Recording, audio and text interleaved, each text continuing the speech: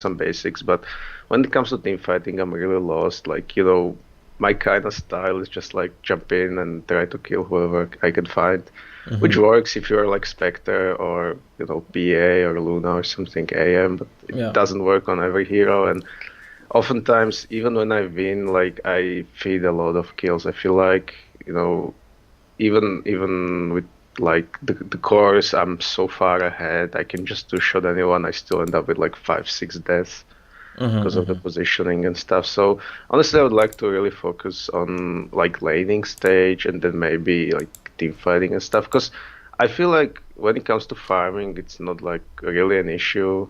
I usually end up like finding my farm pretty often, but Yeah. when it comes to team fighting, it's really hard for me. Yeah. I mean, farming is of course pretty simple. I mean, that's something you can even practice in the lobby. You know how to move Yeah, from camp to camp, but yeah, especially with how the game's been changing, fights are more important. Uh, they start earlier and stuff, so yeah, we could look at that. So, did you have any replays in mind we can go over, or you just play the game? I would honestly prefer to go over replay. Mm-hmm. I think I've been coached like once or twice before. I didn't really like their style, and I honestly am not a huge fan of like in-game coaching while trying to play. It's just like it doesn't work. I come from different background where it's common to coach people and get coached, and like this live sort of getting coached on the go is like a no-no. It's I like it see. doesn't work. I Okay. mean, it may work for some people, but you'll not remember anything. Like, yeah, you might win the game or whatever because you're getting coached, but you're not improving, I feel like. Well, everyone So, works differently. Yeah, there's different things. I agree for sure, though, that it's obviously a lot harder to listen while you're playing. yeah. So that is definitely true. But okay, so if you have some replays in mind, just, I mean, we could go over the last Volker game I played. You're confident on Volker, right? You played a lot of yeah, it, of so course. okay. Like, I don't play Volker that much on solo. I mostly played with a party, Mm-hmm. mainly because I can't win my lane that hard unless like I get the rotations and stuff. So I mostly like I have a good friends who like play decent supports. They can create some space for me. I get a decently timed agonims and then just roll from there. Yeah. So this is a 5 man, I can send you the link. And I'm pretty sure I lost the lane to Sniper, so this should be interesting because he was like heavily out CSing me, I feel like. Well, And there were a lot of mistakes. Walker's definitely one of the weaker laners right now. I can't say Yeah. there are many, if any matchups that Invoker should win on his own. Um, Maybe against some other like extremely weak laners, like maybe against Zeus or something. But Yeah. I mean, if you like stop passive early, I feel like, but if it's even, he'll just roll over you in the later levels. mm-hmm. All right.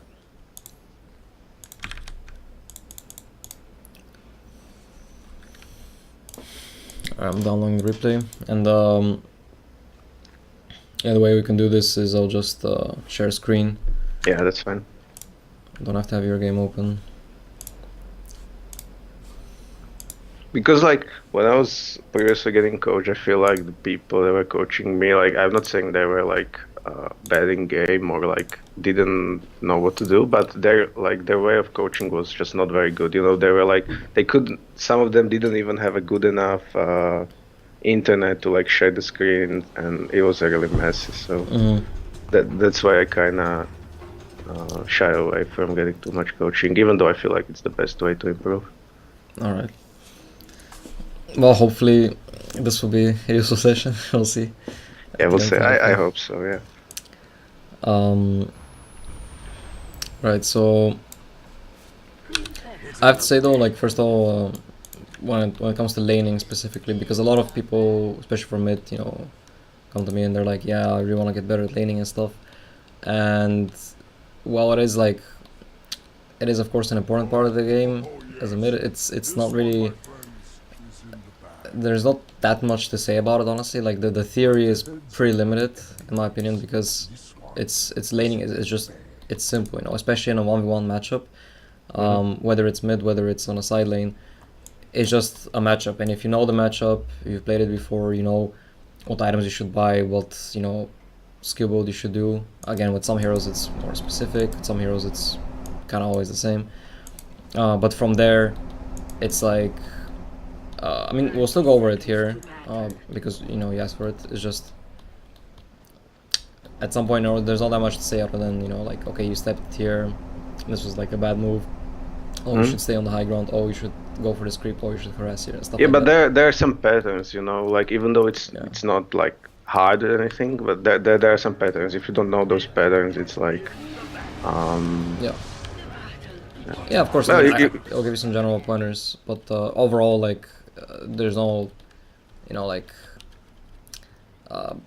basically what I'm trying to say is that the mistakes to look over that are more gonna have a bigger impact, like improve your game more, like be more likely to win you a game, are basically things that involve decisions, decision making. So, it's the same. The reason why, like, I'm not really gonna, like, let's say you go for a kill and then you miss the tornado or you miss time Sunstrike after tornado. Yeah, or there's not much you can teach me about that. It's Yeah. just practice. It's mostly Exactly. about the theory behind it. I understand that. Like that's probably the reason why Invoker is like not probably the best hero for it. Mhm. But I feel like it's the hero I could improve the most on. Yeah. So I mean, okay, first thing to mention here is that you want to make a habit of so in different matchups, like part of what makes Invoker so weak is that he has no AoE spell to push the lane with, or to like harass and get last hits at the same time, etc. Of course, Sniper level 1 also doesn't. Like Shrapnel kind of becomes a spell like that, starting at level 2 Shrapnel, because level 1 is like 15, it's nothing. But yeah, so when like knowing your hero, knowing the matchup, that already should give you like what kind of mindset you're going into the lane with, like what do you expect to get out of a lane. And as an Invoker, again, I mentioned you're a weak laner, but the way the hero works, obviously one of the strongest late game heroes. It's very greedy, like one of the few heroes that still kind of you want Midas on every game, even though Midas as an item it got nerfed a lot, the game got a lot faster paced, and a lot of heroes that used to buy Midas regularly don't buy it pretty much ever. Yep. And Invoker is like one of the few that still does. So having that in mind, what you're trying to get out of the lane is like, obviously first objective, not die. I mean, that's kind of obvious for any mid, but basically you're trying to get as much CS as possible, and you're not really looking to get on the aggressive.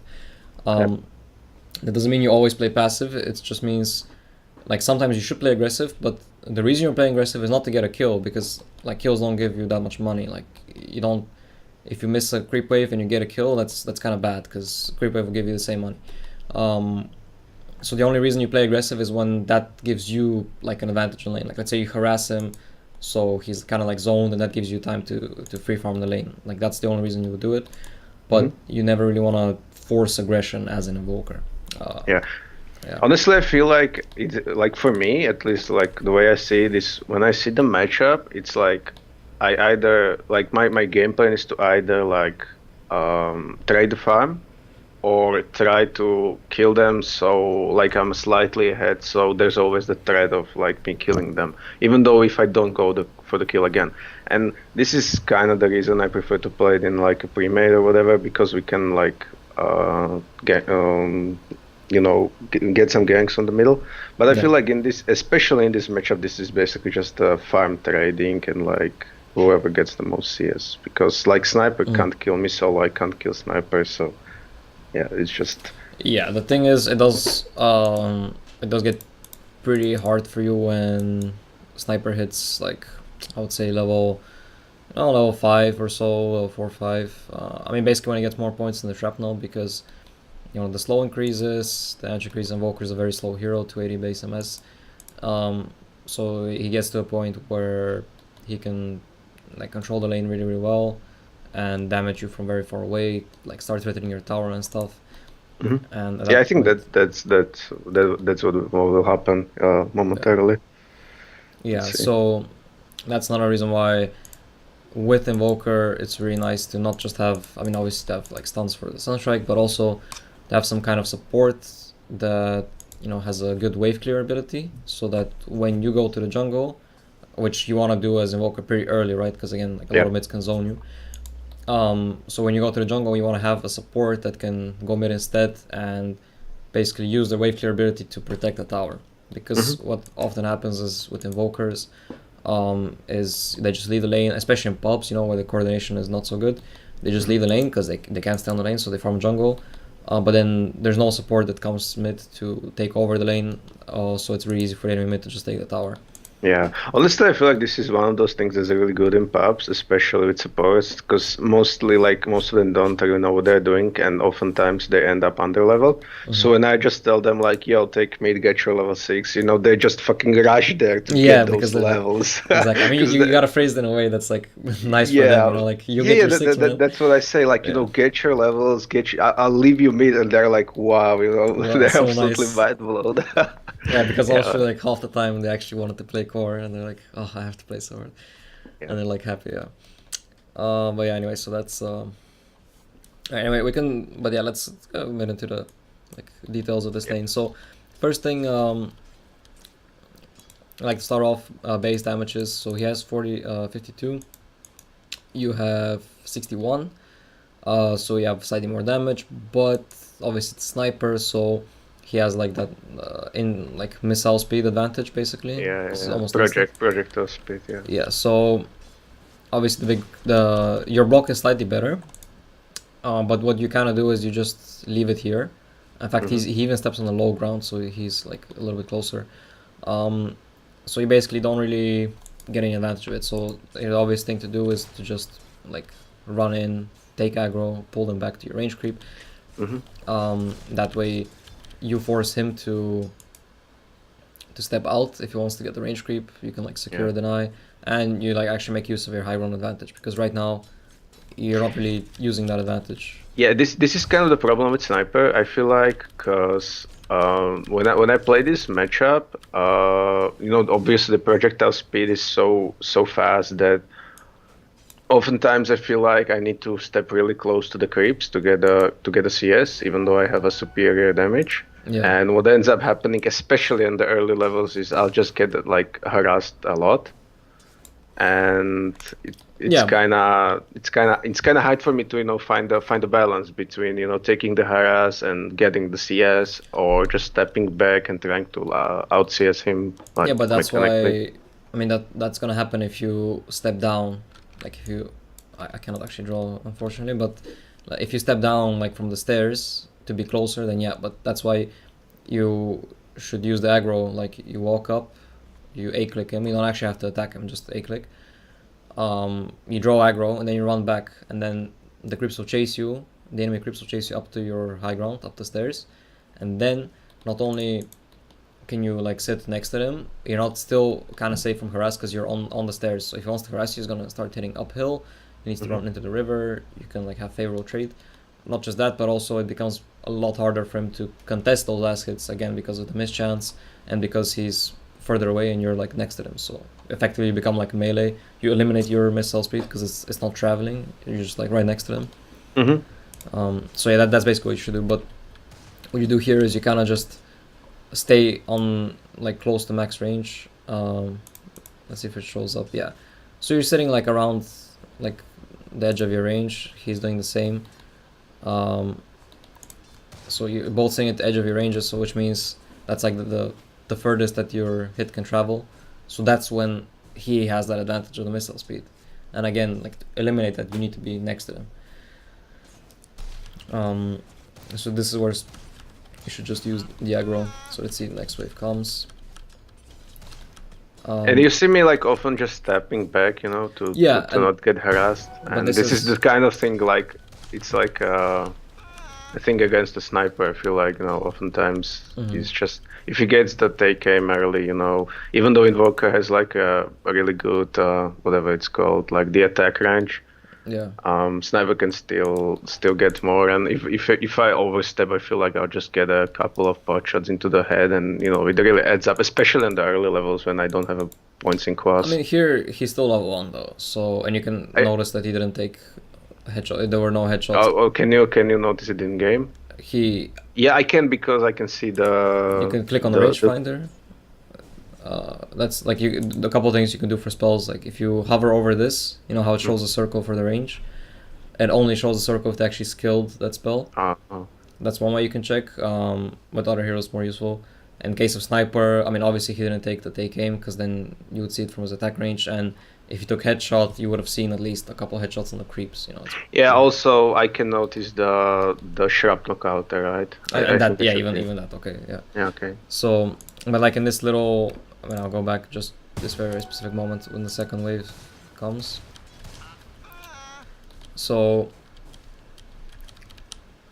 what's happening right now is that I believe both your range creeps are hitting the same enemy range creep, so it's dying really quick. And he's on the high ground this time, so okay, you don't really see him, and this is where you take the step back because you're afraid. But if you think about it, like first of all, he's level 1, like I mean obviously there's 0 kill potential at level 1. You're full HP.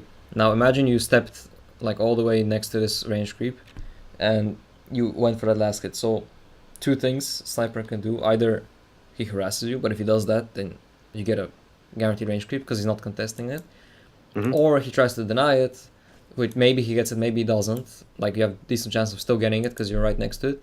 But if he's trying to deny it, then that means he's not harassing you. And then after the range creep dies, you step back again. And this, I mean, you missed this one, okay, so he denies it. And but here you can do the same thing with this range creep. Step closer to it, and you kind of do it, but you just hit too early. Yeah.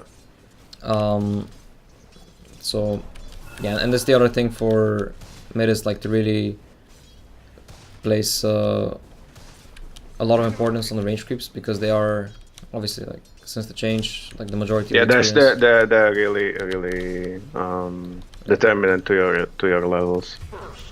Exactly, and so obviously always denying and like securing the range creeps is like a lot of mids that are like have spammable nukes. You just want to use, like, it's really straightforward. Like for example, Wind Ranger, you just use power shot on every range creep every wave, because you have the mana to do it, and make sure you have your levels. So here you this is the problem. Probably I should just tank the shrapnel to get the range creeps, right? I mean, this is first thing is, I mean, you could do that. It's level 1 shrapnel, it doesn't do that much damage. But the other thing is, you wanna, like, when you step back, you get completely zoned.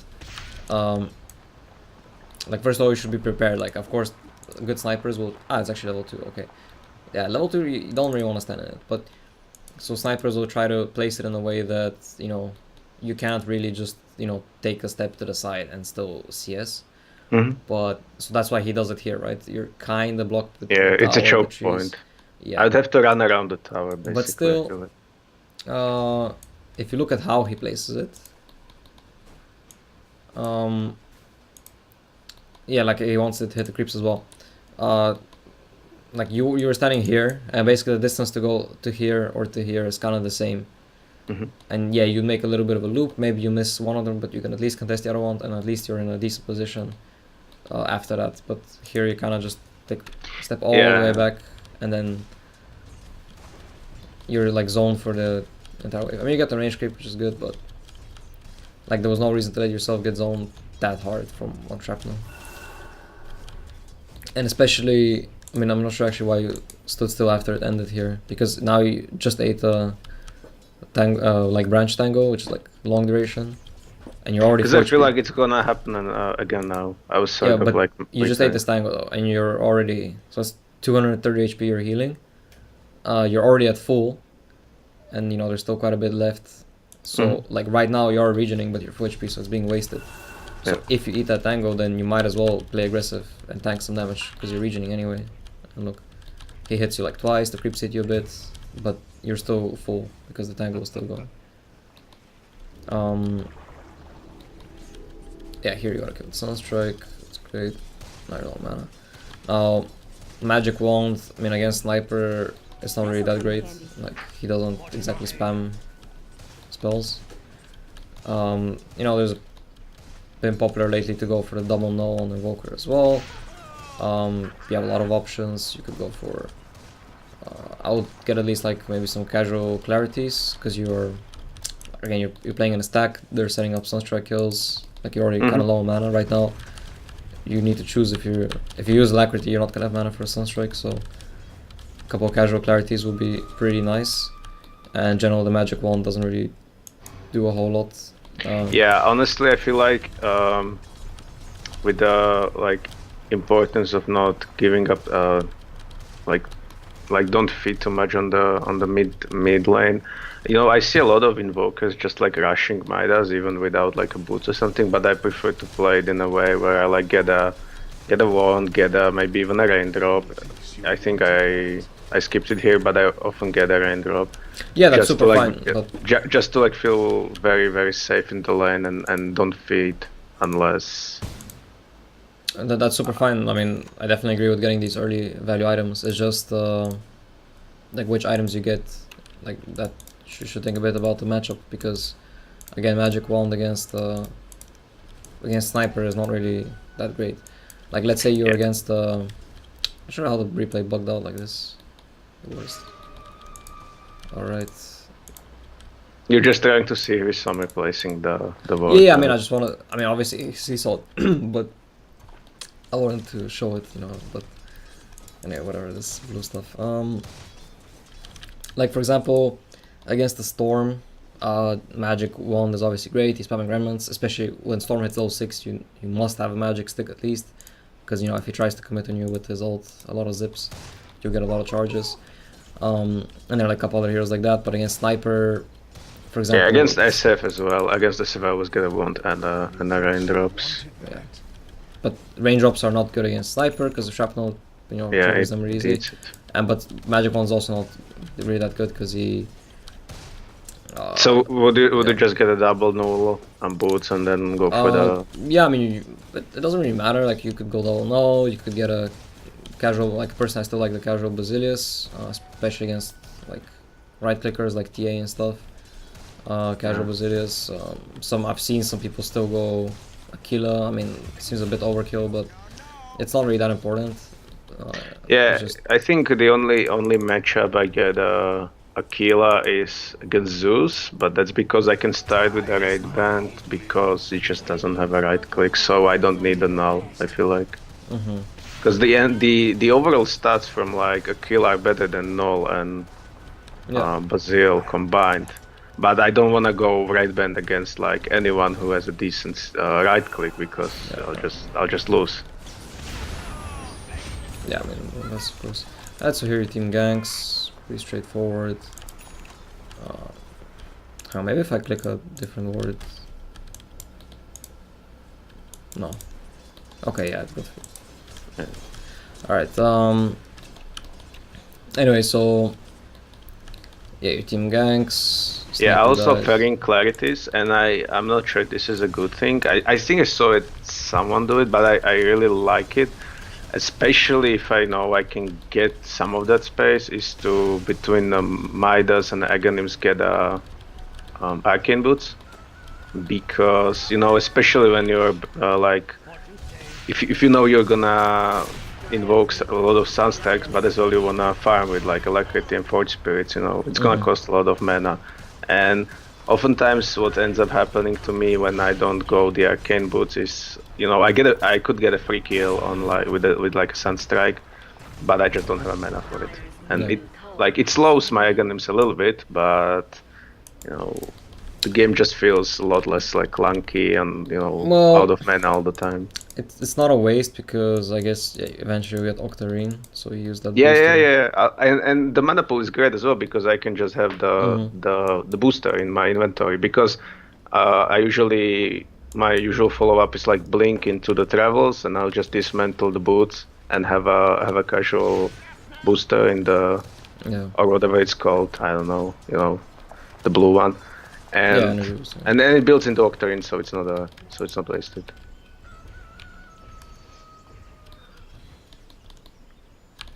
So yeah, honestly, I feel like when I look at the CS now, it's like somewhat even, but I felt like I was just getting absolutely like dumped. Maybe it's the kill that helped. Well, I mean, the kill gets you ahead a bit, yeah. So.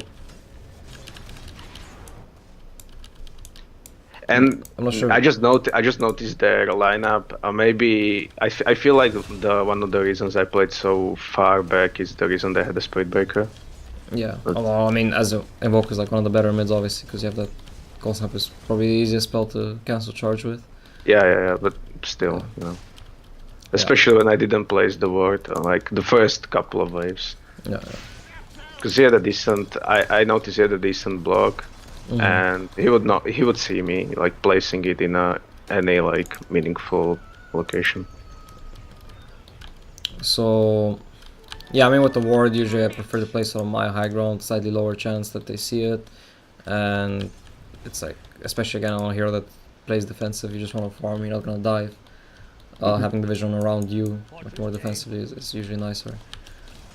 Yeah, so here he has double damage, which allows him to like force you from the lane. I mean, he actually went for a very interesting skill build with no points and headshots. But yeah, this DD and his item build kind of allows him to. Yeah, I just can't do anything here. I mean, this is where like a support ideally should TP in and just save the tower. For you though, and because there is no support, there's not much point like sitting here. I mean, sure you. Should I just go to the jungle and abandon? Because this is like the kind of like inner battle in me between like defending the tower obviously and. Well, the thing is, if you really want to defend, because you didn't actually defend the tower here, right? What but did you actually do? No, sometimes you don't know the outcome until it happens. Okay, you know, especially. But like, just be realistic. Like, what are your options here? Like, yeah, you have 10 spells. What spell could you use to defend the tower here? I mean, I could just like mid ball the wave. Yeah, I guess that's basically your only option. So either you do that, or if you feel like it's not worth it, or it costs so much mana, I think you should, because at least you slow him down. And it's not like you have, I mean, you're full mana, you still have clarity and stuff, so you might as well. But if you're not gonna do that, then just leave the lane and go farm, because instead what you did was basically just waste time. Like, he commits for this push. Like, the moment you see as a double damage like this and he's zoning you, you just need to be like, alright, I cannot stay. Someone else go mid, or we lose the tower, and I'm going jungle. Like, that's it. Because, and this will be the moment at 8:30 where you decide this, and you just go here and you farm, or you go here and you farm. But here you kind of just walk back and forth. You got XP from like 2 creeps maybe, okay. Then you sit still. 30 seconds pass, he harasses you again, ults you again, and now we're 40 seconds later, and you basically did nothing. Just watch the tower die, and yeah, just a waste of time. Then you could have been farming. So that's just, you know, being a bit more, like, being quick to realize like what the situation is. If you can do something, you do it. If you don't, then there's no reason to like just sit around. Anyway, now he leaves the lane. Now you do invoke the meatballs, so you can pressure, I think. I think I was just keeping in case like sniper came here, so I can just meatball and get out. I'm not sure, or it might have been a misinvoke, honestly. So I mean, this would have been a good moment to actually invoke Alacrity and hit the tower, because I think he might have gotten it. Like, he left the lane for I don't know what reason. Yeah, I couldn't see him. That's the, you know, and against the sniper and the spirit breaker, you know, like no matter what, I always have to like play back. I feel like. Well, the thing is, it was a fight bottom, so that's not our thing. I mean, we can look at your player perspective here. So there's a fight bottom, and even if you don't have your camera there, you see 5 heroes. Oh yeah, look, you can see right now. I was going for a sniper kill, like with this setup, with a mid ball and a cold snap, and then I invoke sunstack for the bottom, and then I'm still on cooldown when I came to the lane. I feel like, yeah. And I didn't really want to waste mana here, so But the point is, if like, and this is kind of a big thing, and it's not just this situation, but a lot of situations. It's something that a lot of lower level players could improve on, is when you're pushing a lane or hitting creeps or walking through the jungle or farming jungle, you don't actually need to have your camera on your hero to see how you're hitting creeps. Yeah. Like, especially when you're, I mean, okay, especially in the jungle. Especially like first 2 minutes, maybe you need CS, of course, but yeah, especially in the jungle, there's no one who's gonna, like, you can't miss last hit, so you need to have your camera on the action, because imagine if you did, like, there's so much information you could have here. I mean, even alone from the minimap alone, because there's a ward, you could see that there's 5 heroes bottom, but okay, imagine you have the camera there. First you see Sniper is walking bottom without a TP. Spirit Breaker without a TP. Jugger without a TP and very, very low on health. Void without a TP. Crystal Maiden, only one that has a TP, but also extremely low on health. Like literally 1 or 2 hits. So when you see this, that should be a green light. Holy shit, the entire enemy team is like unable to do anything. I can get a free tower because they're all busy. Yeah. And the moment you see that, you would the meatball is fine. In fact, I would meteor the creeps and invoke alacrity and get a free tower here, because it's pretty rare that this early on in the game as an invoker, you have brown boots, Midas, like those are not any items that should not allow you to pressure, but you just have this unique opportunity here where there's no one, and you can get a free tower, and you can see how much damage you did without meatballing the creeps, without invoking alacrity. I mean, because you even had a catapult wave. So yeah, you bring down the tower to, and the catapult keeps hitting it a bit. Yeah, I would have killed it. Yeah, for 300 sure. HP. You Especially if I easily meatball, the creep wave, the creeps will start focusing the tower. Exactly. Yeah, you can even alacrity the catapult, because then that hits like extremely hard. Damage increased by 70 and it hits for 40, so that's like almost triple damage.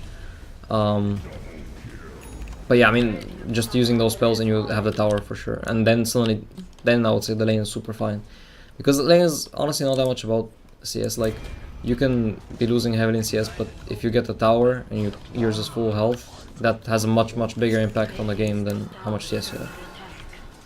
Because like the tier 1 mid is the most important tower. So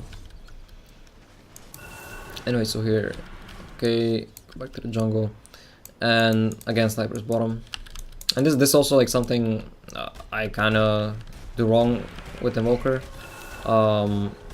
It's pretty easy to get into this mindset, of what I said. Okay, I'm a late game hero. I need to farm. I need to be very safe. Can't leave the jungle, etc. Yeah, just get me my axe, then I can do something. That is, true to an extent, but it doesn't mean that you literally have to be AFK and never ever leave the jungle. Like, you need to be careful. Yeah, you need to not force things. You need to not risk yourself dying. But when there are still clear opportunities where you can actually, push a lane, threaten a tower, and you need to be ready to take those opportunities, even if it might slow down your farm.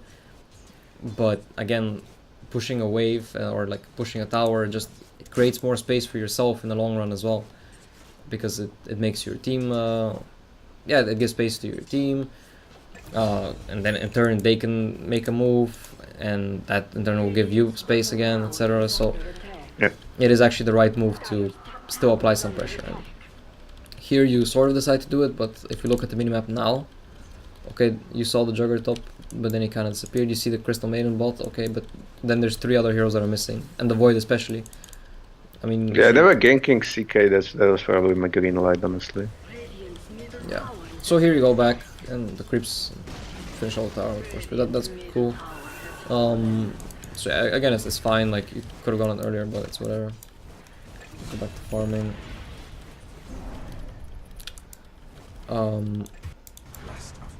Can see player perspective, I guess. Still striking here, maybe, yeah.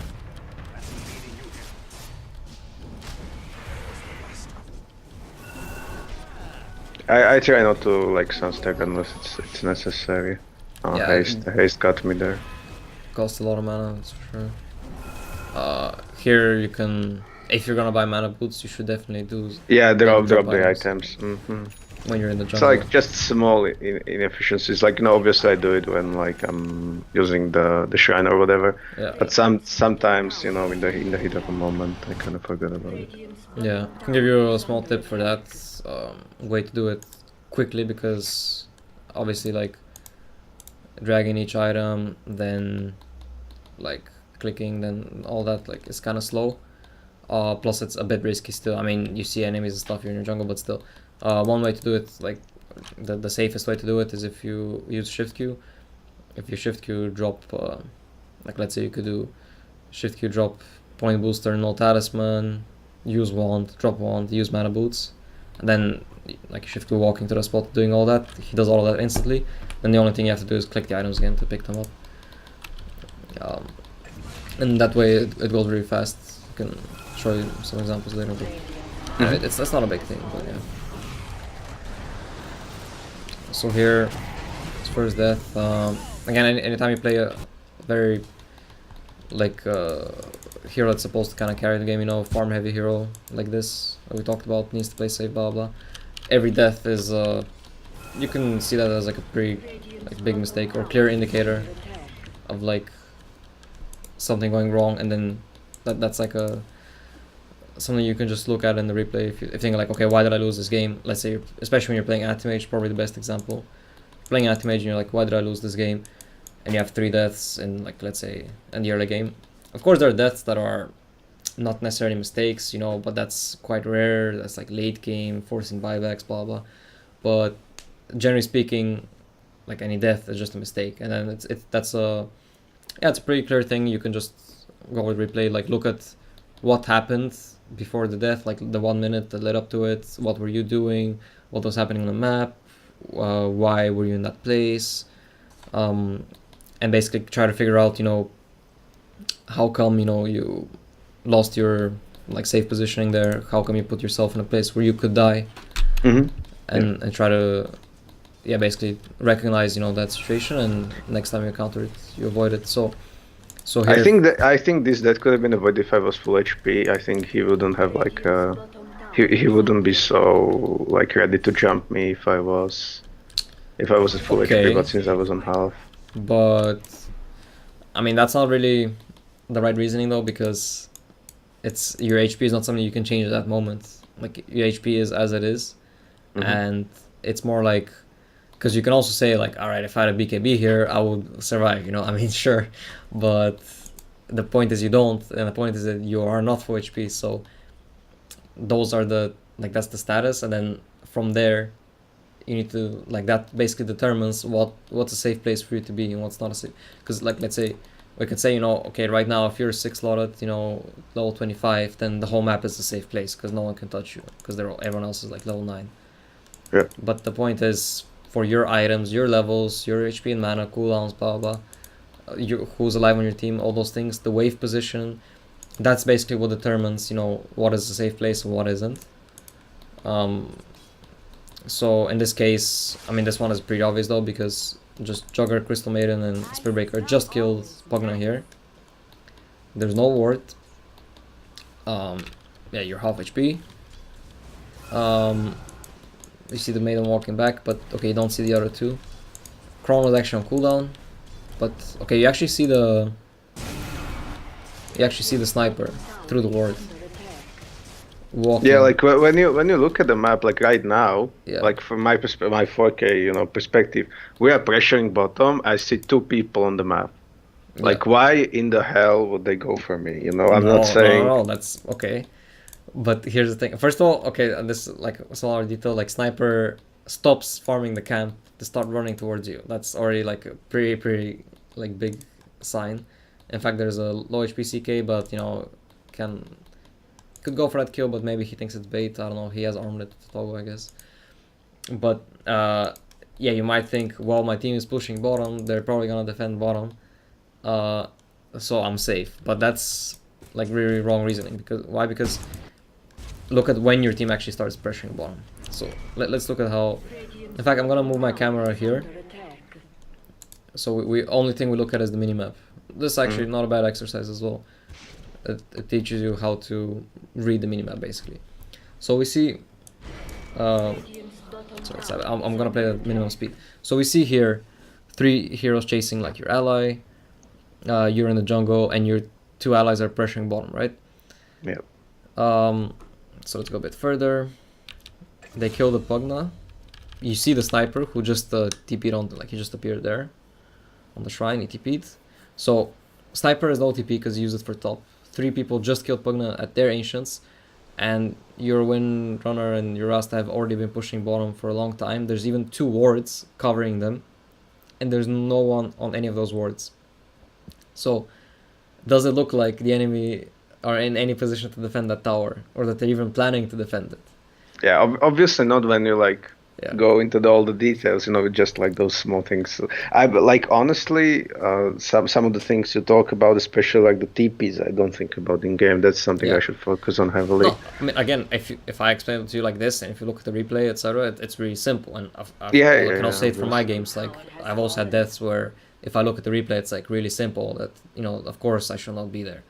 But the point is, that's why you look at it, because you look at like the conclusion is easy to make in the replay, and it was not easy to make in the game because you didn't notice specific things. But in the replay, you look at, okay, what are these specific things that I didn't notice, and then when you know what they are, next time you're in the game, you're gonna pay extra attention to them, try to notice them. For example, TPs. For example, in the fact that your team is hitting this tower for a long time, that there's wards and the wards didn't see anyone. And then when you know that, it should be really simple. Like, okay, they have two options: either they go me mid or they defend bottom.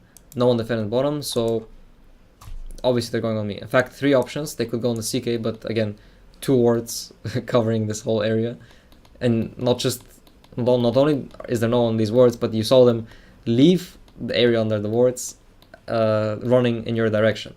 So it's basically extremely predictable that they will go for you. And again, if you knew it, not only would you yeah, this is actually another thing which I would have saved you here, and that's another habit you can make. Like, especially if you're gonna go for this mana boots build, so you can like be more liberal with your spells. You have more mana to work with. If you're farming a lane like this, you can also say it's a risk, right? You can think, I mean, this situation is not really the case, but let's say sometimes, you want to take a risk. You're like, okay, they could be ganking me here, or they could be defending their tower. But you figure, okay, I'm gonna take this risk because if they are defending the tower, then it's really good that I'm farming this dangerous spot, because you're gonna push out the lane really far, create space, maybe pressure another tower, and if they do gank you and kill you or try to kill you, at least your team will take the tower. Yeah, I mean, now this is not. I wouldn't say it's really worth it. Like Invoker dying, so your team gets a tower. That's not really good in most cases, but whatever. I mean, just let's say that's the case, or let's say you're just farming any lane, you want to be safe. The thing you should do at least is to have some defensive spells invoked, which again depend on enemy heroes. Like against some heroes maybe that's invis, but you can probably expect that they're gonna have detection if they're ganking you. So like tornado is by far the simplest defensive spell to have invoked, because anyone runs at you, just pop tornado and you run away. And in this case, if you had tornado invoked, you would be ready and you would immediately tornado the Bara, and there's no way you die. So yeah, this was like just about death. And I'm gonna try to I don't know when the next deaths are, but I'll try to like see if I can call it before it happens. Also, what happens a lot when I look at replays is like I notice some very bad situation, like someone walks into a fight that's really bad, or goes to a place that looks really dangerous, they shouldn't go, and I tell them like before it actually happens, like, okay, I haven't seen this, but this like really bad decision, it's very dangerous, and sometimes they do end up dying, and like that proves my point. Sometimes they survive, but yeah. but that doesn't mean it wasn't a mistake, And, Yeah, it's all about the chances, obviously nothing's 100% in the game. Yeah. Here, I mean, this is like small thing, but you should always Midas the creep that's higher level. This is level 3, is level 2. Oh, I never noticed that. Okay. The higher level creep gives more XP, so... Oh, for me, usually it's like I haven't studied it, it's just like when I play the game, I always Midas the creep with the most HP, because I feel like that's the highest, like... I mean, that's... Okay, technically that's how you farm the quickest, but first time Invoker's case, it's not a big difference of speed, because it hits all hard anyway. I mean, the brown ogre has like, I don't know, 200 more health, but 0 armor, so it's like 1 hit, so it's like whatever.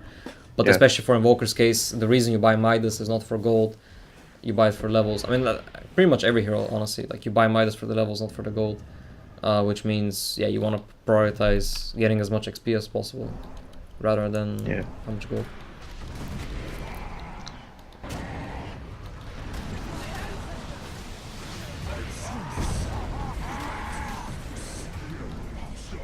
Another brief thing about skill build. This is like kind of a preference thing, but you know, some invokers skip talents altogether to max all the I usually regions go quicker. on when I have like 6 points in Vex, because at that point it's like I'm like 17, I believe, 16, and then 17, and then I go 18, 19, 20. I get all the talents Yeah. because I don't really need more points in I would class. say the way to look at it is first of all, every skill build, every item build, etc. It's like kind of down to preference because different builds allow you to do different things, and you know, with different builds you play differently. So you play to their strengths, obviously, and that's kind of a playstyle thing. That being said, the way you want to think about in general skill builds and item builds is like, what does this build let me do that I couldn't do otherwise?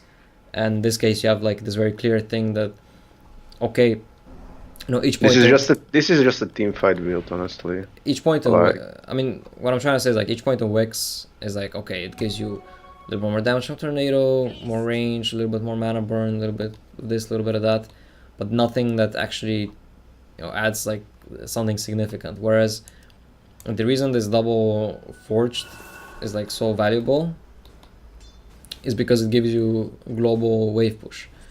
Now, yeah, you can argue in this case it's not super necessary because you have like you have 3 heroes with pretty good wave clear, like the Pugna, the Windrunner, and the Shao Shaman to an extent.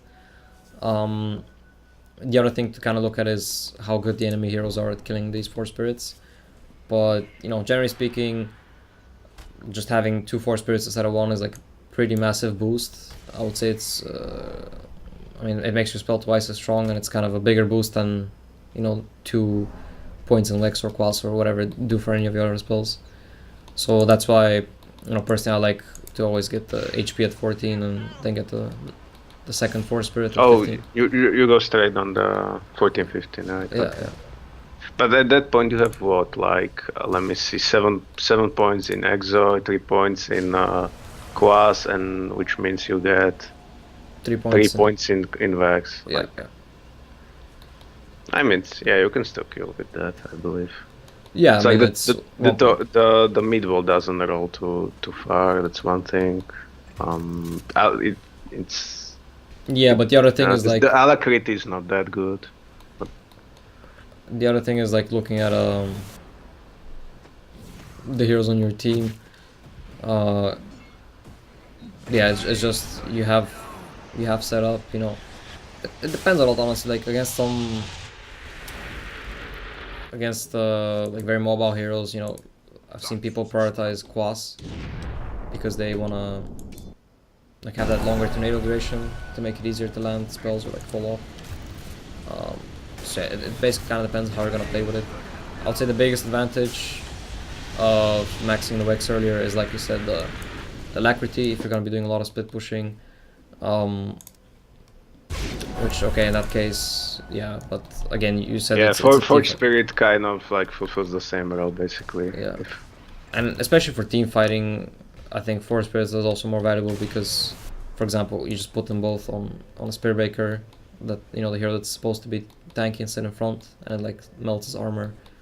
Yeah. And he both he can't do much. Yeah.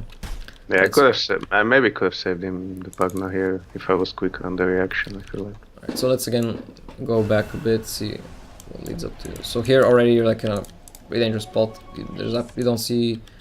Okay, yeah, there are three heroes. Three dead, yeah. So for now it's fine. Then as they're about to respawn, you step back. Sniper comes, Pugna scouting. So they're going Pugna. Obviously they're just respawning, so they're all kind of charging at you. So here your plan is, alright, Pugna's dying, you want to save him. There's Void already TP'd in. You can assume that Spirit Breaker is coming, because Jugger just died on his own bottom.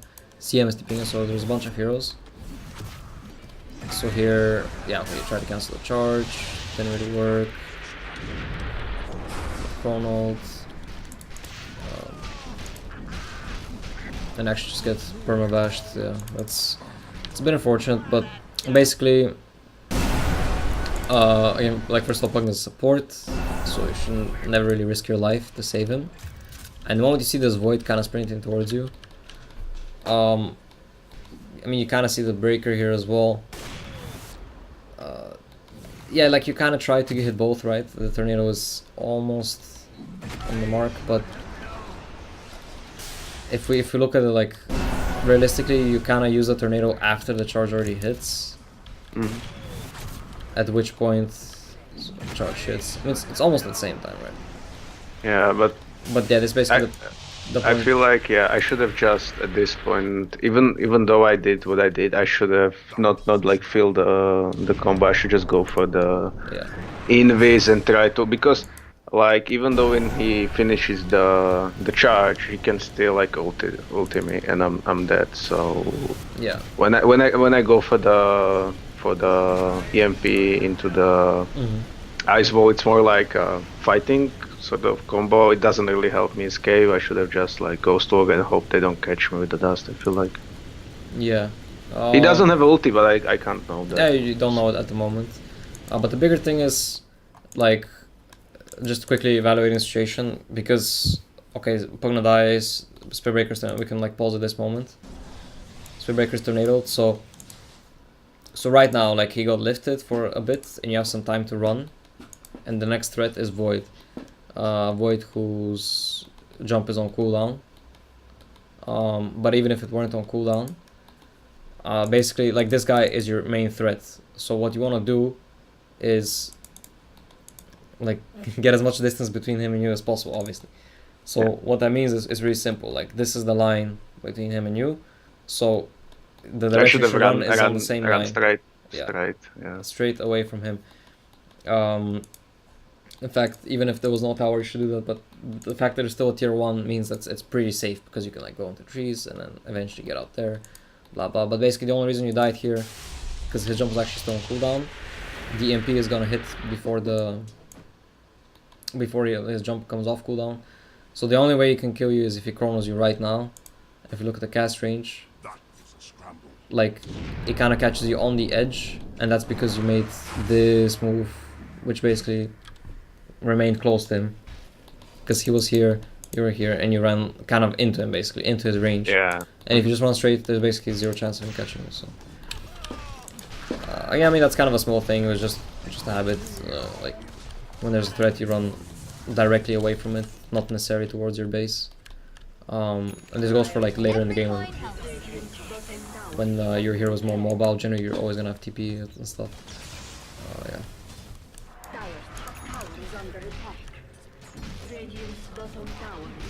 So okay, like second death.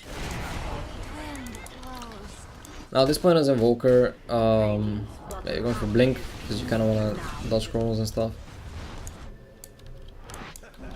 Again, like there's different item builds. You know, people prefer different things. Like with Blink, is kind of more aggressive. If you want to fight, it's also possibly a bit better for bit pushing buildings. If you want to hit towers and racks and stuff.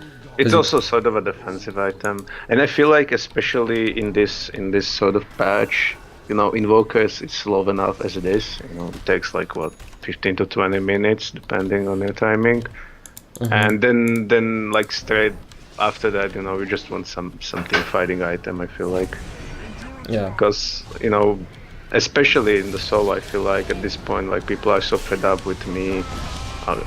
I miscalculated here because he spinned before. I feel like his spin was still on cooldown. Yeah, that's whatever. So no, what I was trying to say is, especially like in this sort of like bracket, 20 minutes. It's not like after 20 minutes, there's a very high chance of like shit going down real quick, and I need to be like ready for it. Not have like boots of travel and then be camped in a base. Yeah. So this move here is also kind of. I was going for the sniper on mid. I remember this, and I was waiting for the meter cool down, and I accidentally. So the thing here is like, okay, you want to get that kill, but it doesn't work out. So now if we pause, I mean, what's the situation? You see only one enemy hero, which is Void. Yeah, I I should just run away. TPs and backpack are right, but yeah, you basically don't see anyone else. Again, no one, your team is actually, like, one is in base, two are in the jungle, third guy is just running somewhere. The lanes are not really pushed, they're kind of, this one is like past the river, this one is close to the river, this one is after, like, past the river as well. So lanes are also not in a favorable position, you don't see anyone, you're very deep. This spot in particular is like huge danger zone because there's a shrine, there's this tower, and there's this tower, so you're like surrounded by places. It's a death trap, yeah. Yeah. And it's already this like extremely risky, and then when you Now, see, this is just about, I think I was just about to run away. No, apparently not. I was still looking for the sniper. okay, we see the chrono, and then oh, she's amazing. When someone is like farming meat, a very common thing to do is they either go into their jungle on the bottom or on the top, and I was kind of hoping to catch him as he's crossing the high ground, so Yeah. I have an advantage, and I just happened to run into Maiden. It's just, well, like, what's pretty likely is, like, imagine there's just you find the sniper here, but like there's a maiden also there, and or spirit breaker behind you, and you Yeah, get see, charged, yeah, as soon as I saw the void, it was like sort of a green light for me because, like, yeah, Spirit Breaker is annoying, CM, like, but I still feel like I can manage, like, Chrono, I feel like is my biggest, like, threat in this game. Maybe I'm just, like, a little bit overconfident, but, Spirit Breaker can always, like, mess up, but if there's a Chrono on my face, like, there's not much I can do, Yeah, but it's just the bigger thing is more like, your role in this game is to basically, like, when you're the most farmed hero, you basically can't really risk yourself dying, and just to get kills, especially not when, again, like, let's say your team was like hitting bottom racks or something at this moment, then that's totally fine, right? Because even if something goes wrong here, and there are a bunch of heroes and they kill you, then your team actually gets something done. But in this case, if you die, nothing's gonna happen in terms of, like, your team doesn't like actually get anything in the meantime, and you're gonna lose so much map control because when you're dead, there's not that much threat. Like, the enemy doesn't have anything to be scared of when you're dead, so they can just like run up to a tower or something and start going for it. And your team is gonna be like, okay, well, we don't have invokers, so what can we really do here? Yeah, I see. And so with that being said, when you run into this maiden, I still feel like the response is not really that great because, again, it's just a maiden. Like, the gold you get for this kill is extremely minimal. Like, I just mentioned what the risk is, right? Like, if you die, you lose towers, you lose map control, the waves get pushed, etc. And, potential benefit is like, what, 200 gold from a crystal maiden kill? I mean, that's just nowhere, like, near comparable. So what I would do is, like, just tornado or blink, go invis, and try to get out, because that's the safe play. But here you actually, like, it's pretty greedy because you still go for the kill. She even gets the frostbite off. So at this point, like, I mean, I'm surprised that Bara didn't charge you. I mean, that's I think I managed to invoke invis in time. So he was charging the Pugna, and that's why Pugna died, and yeah. Then he sees you, and then he's like, oh well, charge on cooldown. But see, if he had it, like, you will be in trouble. Anyway, you make it out, but yeah, again, it's just you got 338 gold for that kill, which is it doesn't really do anything. And it's not even about the money so much as, like, if you think about what I said with, like, if you die, you're gonna lose a tower because your team is scared to fight without you. Obviously, that doesn't go at all for the Crystal Maiden. Like, if the Crystal Maiden dies, your team doesn't really feel confident in doing anything because it's just a Crystal Maiden. We don't accomplish anything with the kill. I know what you're trying to say. Yeah. And yeah, here, I mean, again, this is like everything leading up to this moment, and this is a moment where he actually had wand, which he didn't use until we were really close to dying, like 60 HP. Should have definitely used the wand. Maybe if you got more lucky with Maelstrom procs, you actually die there. But in general, like, again, that's like way too close and you shouldn't be in that situation in the first place. And that was kind of all like leading up to what happened previously. Where did the Jack go? Did he like face boot out? Because, like, I was sure I'm gonna hit him with the deafening blast. If you look at this. I'm kind of curious from his point of perspective if I just clipped him or what happened. Oh yeah, he face boot. Okay, okay. Yeah. I should have. I should have. If he didn't have face boots, I would have hit him. Yeah, you clipped them, but with the blast, it didn't hit him. Anyway, so team still wins the fight and stuff. And now is when you want to get objectives. And yeah, basically Invoker, it's kind of a team fight hero, but like big strength again is that you're a heavy pusher. You have Yeah, we have alacrity. extended here. You have four spirits. You hit really hard, so it is a great hero to have Aegis on. So you kind of want to force the situation where, you know, you can go high ground safely, and that's why again with approach I meant, like on Invokers like Blink, that's okay if you want to get kills, but I feel like the hero doesn't really necessarily work that way so well. I mean, the Blink is not bad, but it's more about like how you play with it. I think the emphasis you should really put on is pushing waves. That's also why the double force spirit's so good, because they push waves obviously so much faster like as a single force spirit. And basically all your spells are really good for that job, and that's why also why like Octarine is really nice, why the Tornado cooldown talent is a lot stronger than AoE Blast. Yeah, I think this is one of the only games where I took the AoE Deafening Blast simply because they have what 4 right clickers. Yeah, and the sniper, yeah. I mean, okay, and that's fine. Like, it's not really the biggest deal. If there's a game you're gonna take it, yeah, this is probably a good game for it. Okay, especially against sniper. But I'm just saying in general, like your approach to the game should be like, all right, I want to get the lanes in control, because again, when the lanes are pushed, that's when the enemies need to show themselves on the lanes to depush them, and that's when you have openings to go for these pickoffs. Your team has openings to set up pickoffs, etc. So if you look at this situation, you're very low on mana. Chrono's cooldown, but you know, Sniper's alive, they can defend decently. You do some damage, but Shrapnel is dropped, and even Pogon actually just straight up dies. So this should be definitely the This was my mistake. I shouldn't have come back. This was just on me, basically. We should have just like ditched the Pugna and run away. I would have survived there 100%. Yeah, you can. I mean, the thing is, you actually stepped into Shrapnel, which cancels your blink, and that's because, like, even if I wanted to do the EMP NATO just to harass a bit, it was no reason to step into Shrapnel. Because your range is like more than enough.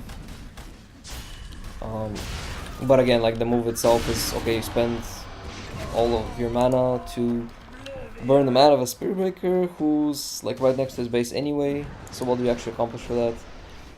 And the moment Pugna dies, what you should be thinking instead is like either like I will just maybe run bottom, make 4 spirits with alacrity, do a couple hits on the tower, maybe tornado them as they're coming to defend the tower, kill 4 spirits, then TP top, start pushing that, you know, use the shrine to get mana.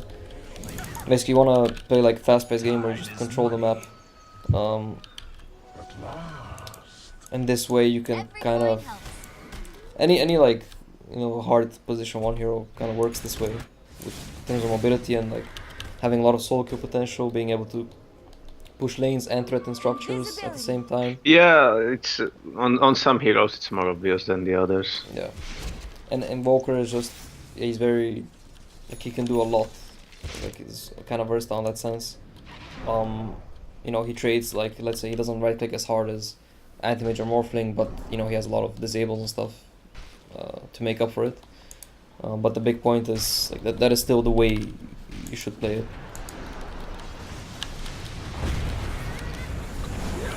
You guys get a good kill, alright.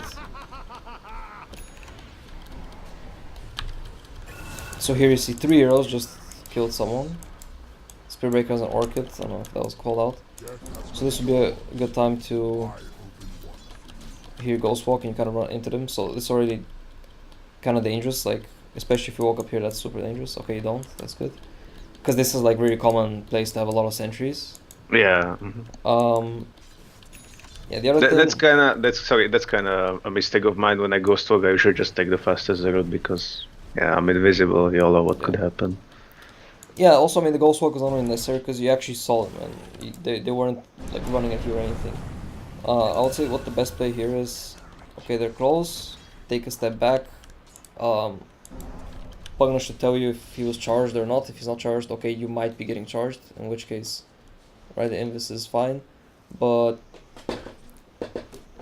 yeah, you wanna basically make sure this lane is as pushed as possible, and then like TP to push a different lane if they're running this way, because you can force them bottom. Because here right now you traded Pugna for a Void, which is favorable for you. Like Pugna's kind of a support, and with Void dead for 30 seconds, if you force some heroes bottom, that means you can BOT top. When the BOT is ready, you can BOT top and with the Wind Ranger take this tier 2. And yeah, instead you kind of just step back from the jungle, and every time you're from the jungle you're basically taking space instead of creating it. And like again, this is what you do in the early game, like before you have your items and levels, because you can't really be aggressive. But now that you can, like it's really not really the time to farm the jungle. Okay, here again, I'm not gonna, before actually anything happens, I'm gonna tell my opinion on this. So again, like when you're playing this kind of hero that's, you know, supposed to carry the game, like the way you win the game is by taking, you know, racks, taking objectives. The clearest way to, you know, get to a position where you can take objectives is to push lanes, because obviously you need to take off the back door. I mean, this is like very simply explained. So naturally what follows is, and that's kind of what the game is about. Everyone that like asks me like, oh, what's the one thing that separates, you know, 6Ks from 4Ks or 7Ks from 5Ks or whatever, all those like questions. Yeah. And I always tell them like the most simple thing that they need to focus on is pushing lanes. And that's really what Dota is about. It really is about pushing lanes. If let's say, I mean, just look at the minimap. Let's say all the 3 creep waves on the 3 lanes like meet here, here, and here. That means you're losing the game. Right now they're all meeting here, here, and here, and that means you're winning the game because you're ahead. You have map control. The lanes are pushed. Like a push lane gives you information. It gives you either someone is defending it, so you see them, or no one is defending it, and that also gives you information because you know, okay, they're not defending this lane, so they must be up to something on a different side of the map. Like lanes give information. Lanes are how you, yeah, win the game basically. So so let's see what happens in this situation, like how the map is, and what I could have TP'd. I already see where you're going. I could have TP'd bottom and yeah, you could TP bottom, and I was gonna say yeah. And why?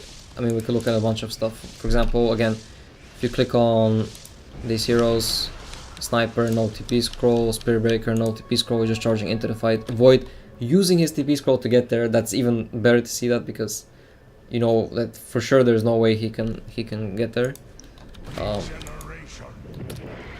Crystal made a no TP scroll. In fact, I mean, you can assume that they, like in a, you know, good enemies will have TPs, etc. I mean, Jugger actually has TP, okay. And you know, checking it takes some time, but that's why like seeing active TP is the best, because you don't even need to click the hero to see that, okay, this TP is being used right now. So in a moment this hero is going to be here without a TP scroll.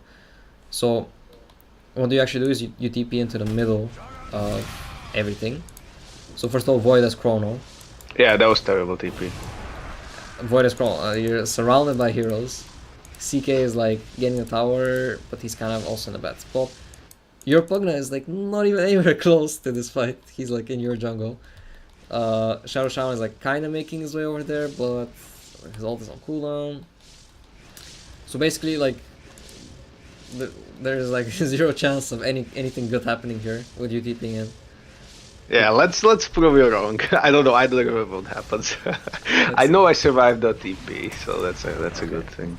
So first of all, Void does not. I should have just Tornado. Okay, Sniper. Somehow we killed Juggernaut. I don't know. Yeah, this is pretty. Right, so Void kind of just shows. I guess he forgot that he had Chrono. I don't know. Okay, so you end up killing them all. That's great, but I'm just. That's not what's supposed to happen. Yeah. So imagine just Yeah, mostly what's gonna end up happening is like 2 or 3 of us dying, and I should at least Yeah. like force the rotations bottom, so like they don't get anything from the kills. That's what I feel like should happen. Like when like either I get their axe or they go back and they can't push anything when my teammates are dead, right? Basically that, yeah. And it's also, again, like, because you're the top net worth hero, that usually means there isn't one hero that can stop you from pushing. You know, like, maybe the sniper, he's their top net worth hero and he matches up. That's why sniper's kind of good against Invoker, because he just hits you from very far away. And it's like hard for you. If you want to like force him away, you need to blink on top of him, then you're out of position. And if you try to use spells from far away, he can just dodge them easily. That's why like sniper's kind of a good matchup. But he didn't have a TP, and the only one that did was Jugger. And let's say Jugger TP's back, what can Jugger do? You just like use EMP, he has to spin, or use Cold Snap, he has to spin. When he's spinning, he can't really right click you, he can't ult you. You just right click him with Alacrity and the Spirits, and he has to run away. Anyway, in this case, what actually happened was, it looks like, yeah, Void jumped in, uses Mask of Madness, so he was silenced. That's why he couldn't chrono you as you were tipping in. Spirit even Bash is used to set up the chrono first hit bash, but yeah, there is no chrono. And this guy's really frustrated that he's silenced by his own item. He puts it in the backpack to try, maybe, I don't know, maybe like trying to unsilence himself, but yeah. Yeah, that's why I don't build MOM on Yeah, Void. this is also why I really don't like Void, but anyway. So yeah, it ends up working out, but again, if he didn't silence himself, it just chronos, you're dead. It ends up being a disaster. But anyway, it works out. But let's see what. So you win the fight. And then you go for the high ground push, because they're all dead. Sniper's still alive though, so it's not too easy. He's shooting everyone, forced to dive. So again, this is where, like, that's like what's good about Sniper, you know, the only way to actually deal with the Sniper is to jump him, and that's why he's strong in base, because if you jump in the enemy base, you're kind of putting yourself in a very dangerous position. But the Void does not have a buyback, so, because again, imagine a Void has buyback here, you guys all used your blinks to go in, you and Yeah, Shao. and we will just die a painful death. Everyone has like low, no spells, Void, you know, buys back chronos, you all die. But yeah, Void has no buyback, so that doesn't happen. But again, it's like not something you can really know. So the move again is a mistake in itself. And that's also why, like, you know, Aegis is great, because with Aegis you can, like, basically eliminates that big threat of the chrono. Because if they kill you with chrono but you respawn, there is no chrono, and yeah, then it's really easy. So eventually he respawns after you guys get the racks. I don't know. Yeah. TPL team still fighting. So, yeah, so I had no mana, I'm pretty sure. Yeah. So overall, I mean, things are kinda clowny, but anyway, here you go back to farming the jungle. Again, this is where you send 4 spirits mid, which is good. Sniper kills them. Get some kills bottom.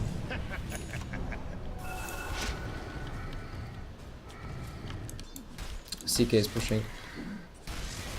See, this is again bad. Like, CK is the one hero on your team that has like the worst wave clear. I mean, he's second in net worth, but I mean that's just how CK works, right? He's a melee right clicker, single target. So let's count how many seconds it takes for CK to kill this creep wave. So BOT's in. Let's see. So he starts at 29:20. And this is like a 30-minute safely carry, 13k net worth. It takes him 10 seconds to kill one creep wave. Now compare that to you using like one tornado from, you could use it like from here. You don't even have to be close. Use tornado and like, okay, the tornado hits and the creeps finish the creep wave after like 2 seconds after the tornado, because all the creeps are low. Range creeps instantly die. That's like 0 commitment. So not only is it like 3-4 times as fast, you do it from a distance, which means you like don't need to be positioned on the lane, which is generally dangerous. Like, it's, you know, safer to be in the woods under your ward, closer to your team, and you don't even show yourself while doing it, whereas the CK shows himself. Because like imagine again, I mean they're dead here, but just imagine, like that's like showing yourself is important. The CK just respawned, and suddenly he was mid hitting creeps, so they know that he used his TP to do that. There's no way he runs there that fast. And imagine they were 5 alive and they had a ward here, and you guys were bottom. They would have a clear sign like, alright guys, CK TP mid, we can just run at them bottom, and there's no CK. That's an easy fight to take. So CK by doing this like puts your team at a dangerous spot. I mean, again, like this it's kind of low level game, so these things, like it might seem a bit silly like to talk about. Yeah, they're not gonna like look at TPs and try to react and punish and stuff like that. But again, like that's how you want to think, because at least if you think that way, then you can actually punish that, see those things, and that's gonna like basically make your game better, and you'll be able to reliably like 1v5 these games, so to speak, just from knowing how to move. Yeah, that's what I wanted to ask. Like, let's say you're talking a lot about like especially like TP usage and checking the inventories and such. But let's say you're in the game, like I don't know what you play, usually like 6k average or something, and let's say you spot like some sort of mistake, someone TPing where they shouldn't be, something's gonna be undefended or something like that, and like if you just call to people like let's do this or let's push or whatever, like do they listen or do you just have to like do it on your own? Well, sometimes they listen, sometimes they don't, but again, that's why I prefer to play heroes like Invoker, for example. I mean, Invoker specifically I don't play that much because he's kind of weak on the lane, but basically heroes that have similar traits to Invoker, which are heroes that have, one, they have really good wave clear, two, they have ways to threaten structures, so like some kind of scaling right click, or I mean there are a couple heroes that have spells that damage structures, and three heroes that are basically somewhat mobile, so they easily build boots of travel, or their spells make them mobile, or whatever. So for example, one of my favorite heroes to kind of like play 1v5, so to speak, with is Lina, because again you have very good wave clear, you have 2 nukes, you can easily kill creepers. Yeah, you can do anything. You can push fast, you can get solo kills, you can build builds of travel and control the map. You can build whatever items you want. And so in that case, my thought process is more like, if I see an opening, I just think, okay, what like this allows me to push this creep wave by running there, and then if I push this creep wave, this guy's gonna run here to defend, then I can BOT top, and because someone came to defend, he's not gonna be able to be top, so I can take a good fight there. Or they will know that they don't have their allies, so they're not gonna fight at all, then I can get that tower, and that's basically how you should think, and that's why it's nice to play these heroes that can sort of do everything. Yeah, honestly, I feel like whenever I play carries that have like sort of built-in BOTs or like early expected BOTs, I feel like I'm doing much better. Simply because I'm doing the same mistakes they do, TPing somewhere I shouldn't be, and like just the like I can't like predict what's gonna happen. Like maybe for you it's so much easier. Like here it's gonna be a team fight here, ward around, whatever. But for me it's more like, okay, it's happening now, and I'm like on the other side of the map, so I need to BOT in. So exactly. that's why heroes like Ember, Tinker, and like Invoker are like one of my favorites.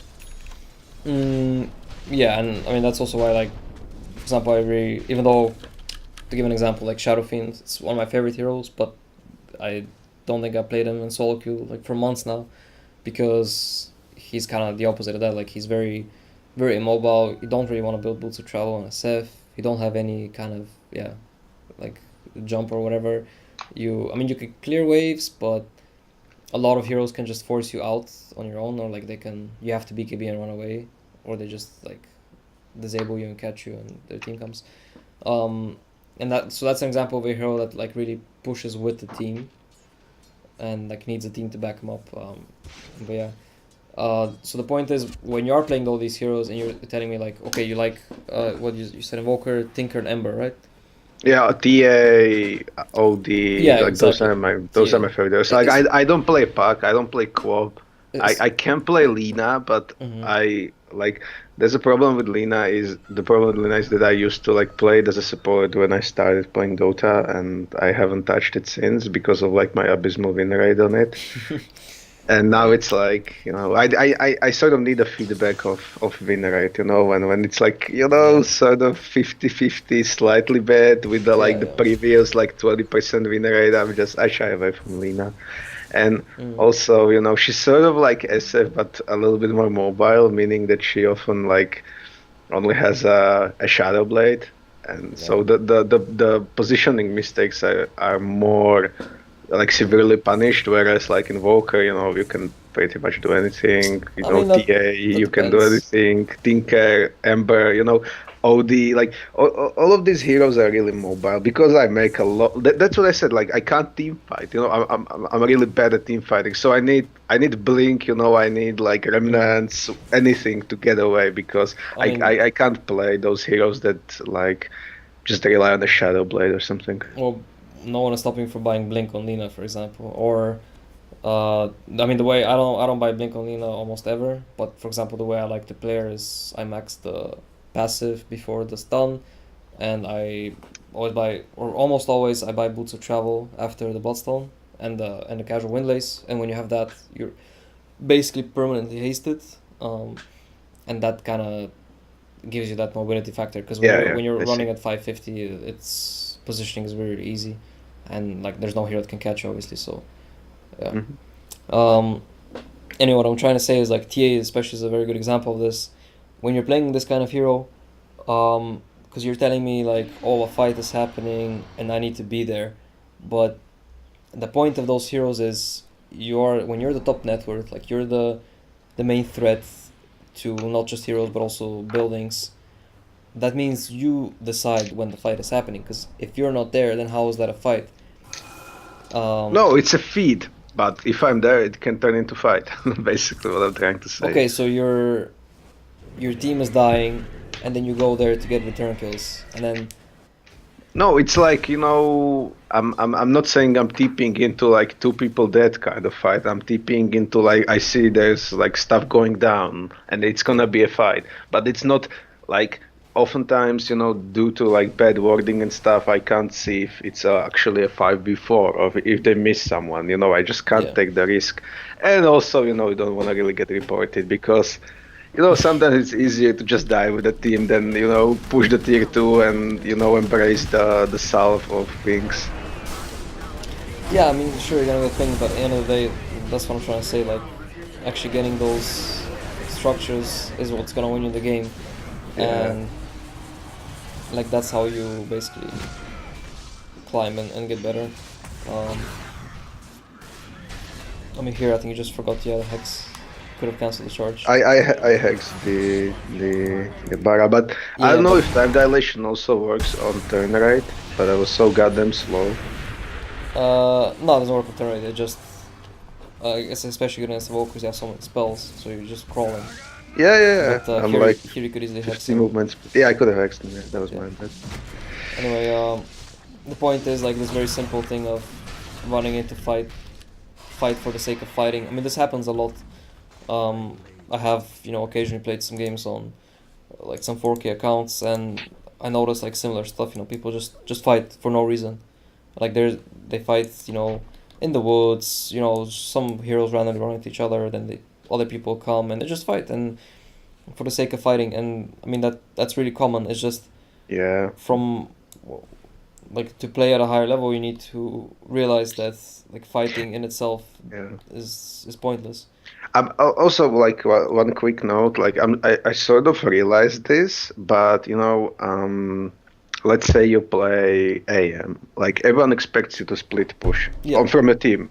They're not as mad when you don't join, and or some say Luna or something. Those heavy carries or Spectre. Something where you are blessed if there's actually presence of that hero in the team fight. But especially on the mid heroes, it's kind of hard because there's a lot more expectations on like joining the team fight, and oftentimes it's like I don't know, maybe I don't want to blame teammates or anything, that's not kind of my style, but sometimes it sort of feels better to go with a team, if even if it's like not the best decision, because if they like feed relentlessly, no matter how hard I try, if all the enemy cores are like 5k above me, there's not much I can do.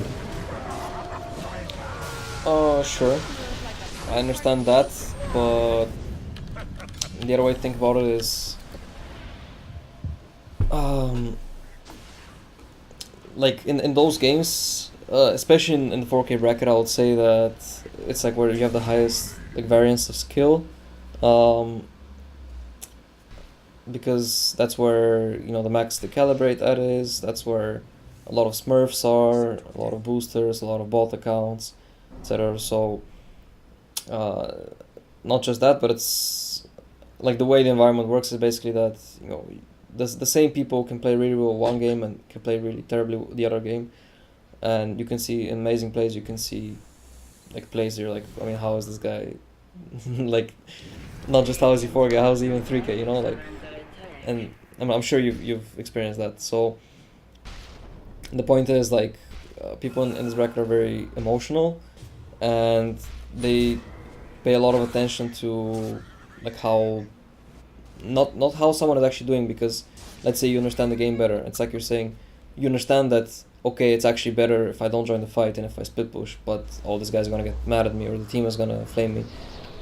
So you know what the right move is, but you also know that like what the right move is not what they think is the right move. So basically what they want to see is something else than what's actually the right move. So what I'm trying to say here is, they think something is the right move because that's their understanding of the game, but you know what is actually the right move. So if you play well and you do what is actually the right move, and you just have like some kind of science, like if you play well enough, you're gonna get a couple solo kills when you're playing heroes like this, because that's just how it works. You push lanes, you force situations, you force like the enemy team is gonna at some point screw up and send like a solo support to defend against you on your Ember, for example, and then you can just kill them very easily, or Invoker or whatever. And then when you do that, then your team is suddenly gonna be like, oh, he got a kill, so I guess we're doing well. And they still won't understand like what's actually going on. That the actually good play that you made was that you were pushing the lane, and the fact that you killed the support doesn't really matter. But for them, like killing the support is like the great part. But the point is, if you play the right way, like it will still be some, like your team won't be demoralized from that. Like Yeah, I see. No, this is also the reason I really love, because I went from like 4.5 to like 3.6 or something. I had a huge downswing. And when I was put into the games where like, 5Ks took the carries and I was supporting, like it was so enjoyable. Like those were the best games. Like I don't mind playing support, but that was really good. That was a good experience for me. They were cooperating. When I went out to the mid, we actually got a kill and he didn't like mess up or something. But especially playing with this, like, they're the same skill as me, obviously, but like sometimes, I don't feel superior or anything, but some of the mistakes they make, it's sort of hard to support these players, but yeah. yeah, but it's again like, you notice the mistakes, but it's a lot easier to notice, on from someone else, and I'm sure you realize that, okay, like you also make similar mistakes sometimes. I mean, even Yeah, in this obviously, yeah. game, yeah. But so when it comes to supporting, for example, is like all these things that I'm mentioning now, like paying attention to stuff, TPs and rotations, and like knowing what to do. That's something that's even easier to do as a support, because obviously, yeah, you have more time for it because you're not laning Mm. usually. Yeah, you're usually like more aware what's actually going on. Yeah. As a core, this happens to me as well. Obviously, like I can't blame anyone, but as a core, you sometimes just tunnel down to get the most like farm or whatever, Mm-hmm. and then you just don't notice. Like as a support, you more often see like this is not a good fight or whatever, Yeah. but you can't really change it. As a core, you're like overconfident. Yeah. And yeah, I mean Yeah, that's just. speaking of overconfidence, I just died. Yeah. I mean, you have mega serial games pretty much always, so it's whatever. But But yeah, for sure, like this with the farming, I also noticed that a lot. And again, it's kind of in a way a bit like you can relate it to how the game changed, like over the. But it's not really an excuse though, because this change like happened like maybe 2 years ago already, or like it's been happening over the Well, I course of a haven't couple played years. before that. I've been playing for Okay, maybe yeah, so like two you years. so you don't So even actually remember, but yeah, there was actually a time where the game was a lot more like static and like timing based, and it was a lot more about farming, and like the better player you are, the faster you farm, the faster you get your items, and like the gold from creeps was what really mattered, um, and like getting kills didn't really do anything, so everyone just kind of focused a lot on farming, how to farm as fast as possible. And then what happened was they first uh, they changed the camps, in the way that there's way more camps, but they spawn once every 2 minutes. yeah. There were like a million Then they changes to then they give less gold. yeah, and there were many changes to like them giving less gold, kills, how kills give gold, and all those things. Um, but anyway, the point is right now, again, like I mentioned, the game is a lot more about pushing waves and controlling the map, and it's so common to see people like think even in their skill builds and their item builds and how they move around the map, and they have this like priority in their head of, okay, how do I get the most farm, because I'm playing a core, I need to farm. But what they don't realize is that, okay, you farm this camp here and you get like 100 extra gold, um, but actually if you walked somewhere, like you were thinking about how the game is going, you think, okay, maybe a fight's gonna happen here, or maybe they're gonna push this tower, or maybe a fight's gonna happen top and I can push this lane and deal some damage to their tower, like these possibilities, and you think about that, and then instead of farming the camp, you just walk somewhere, and you're okay, you're quote unquote wasting time because you're not farming, you're walking somewhere, um, and like maybe you're gonna be wrong, maybe like nothing actually happened, so you did actually waste your time.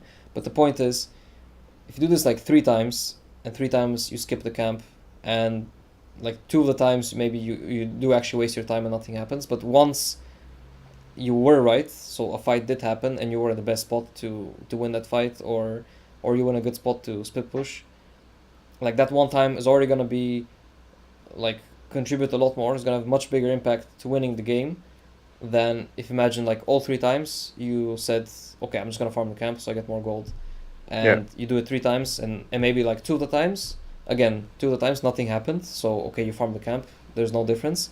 But that one time you would have won the fight if you were standing in a different place, but you weren't because you were farming the camp. And that one fight, again, is gonna have much bigger impact. Like if you win or lose that fight, is gonna maybe like decide who gets which item first. It's much more likely to decide that than however much gold you would have gotten from the camp. So I mean, what I'm trying to say here is that uh, it's really important to like make this shift in your head of uh, like, of course you shouldn't, I'm not saying like stop farming, of course, but I mean there's no risk, like people like farming, like no one's gonna actually stop farming or farm too little or stuff like that. But to make that mental shift of, focus on not thinking so much, okay, like let's spend this 1 minute like focusing on which camp I kill and which spells I use for this and where do I move to the next camp and maybe I'll get like this amount of gold 10 seconds faster. Instead of that, if you like focus on thinking, okay, like how is this guy moving, where are they using their TPs, which lanes are pushed, what do they want to do they have a good Roche lineup, should I be pushing this or that lane, is this guy gonna get ganked, maybe I should stand behind them. And again, like this is kind of stuff that, like I'm mentioning, it's easier to do as support. And yeah, like that's maybe a classic thing, right? Like if you're playing Oracle, you think about, oh, my carry is gonna get ganked, I'm gonna sit behind him to save him. But if you're playing Invoker, you can do the exact same thing, and it's not gonna be maybe you healing him and saving his life, but you're gonna get like 2 return kills because they use all their spells on the guy that they're ganking, and then you're right there fighting yeah. 3 people that have no spells because they're all on cooldown, and you just get 3 kills. So it's the same concept, and that's basically the difference between like active play and passive play, and like there's just way too many passive players, and that's why they don't influence the game significantly, so it's hard to like win the game, because again, you're not gonna win the game because you farmed better and Like you can be out CSing one guy the whole game. You can have like more creeps than him from the lane to the end of the game. But if he like won 3 fights for his team, then he's probably gonna win the game, because like that's just how the game works right now. And he's still gonna have more items as well because of those fights, even though he has maybe less creeps. Yeah, there's a clear case here for a sniper, for example. He somehow has 100 more CS than I do, and Yeah, still I have a more farm. exactly. 100 more CS and more GPM. I mean, the end game screens like a little bit Yeah, shouldn't yeah. give too much. Obviously, we should have like check it 10 minutes before we take all the racks and whatnot. Yeah, But exactly. But yeah, I mean the point still stands. yeah, I see, I see. Um, Yeah, that's sort of a thing I started doing like very recently because like I calibrated at like 2.3 or something, and like all the climb to 4K I did on safe lanes. mhm. So and even back then when I took a coaching, it was literally just hit creeps for 30 minutes and then just no one can kill you and you win the game. Yeah, And okay. sort of this mentality, even though I know it's like obsolete because it's not 2K anymore, Hmm. it sort of stays with me. And Yeah. like for example, for me to even like stop hitting a camp to go farm a wave or push the wave or whatever because it's so much better. It takes so much of my mental energy because I'm so not used to doing it. Yeah, yeah. It's really hard, I but mean yeah. that's why. Mm, I mean that's kind of a human thing. I mean I don't want to get like psychological here, but um, the one way you can think about it is you want to reach a balance, right? Of like it doesn't matter what the exact like values are or whatever, but let's say the balance is where you want to be between like farming enough camps and pushing enough waves, and you want to be like the balance. That's the best place to be. Like right now, you're, let's say, too far to the right. Too far to hitting camps instead of pushing waves. Um, and again, like the way we work as humans, it's really hard to go from too far to one side to instantly go to the balance where you should be. Like that's kind of Yeah. impossible. That's why it's easier to overshoot a bit and like overcompensate and just try that for a couple games.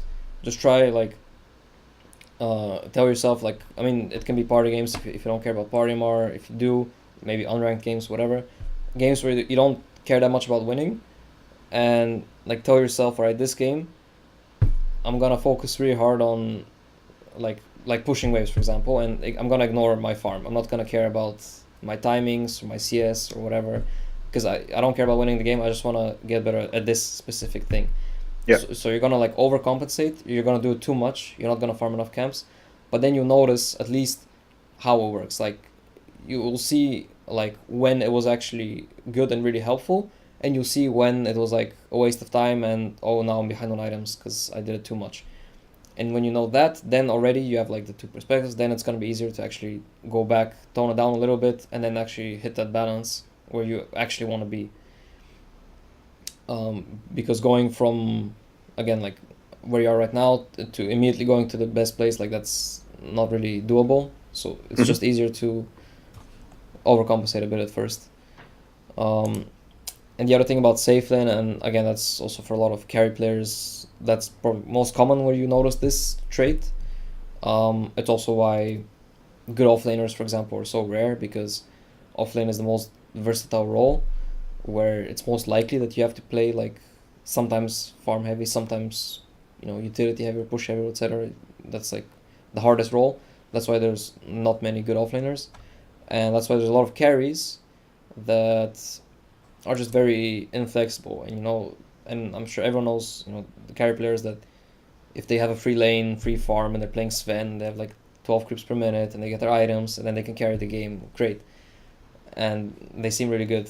But then if they get contested, if they're against a Lich Veno or a Undying lane or whatever, and they don't have their farm, and Yeah, they just suddenly crumble. suddenly they're lost and they have no clue what to do and instantly lose the game.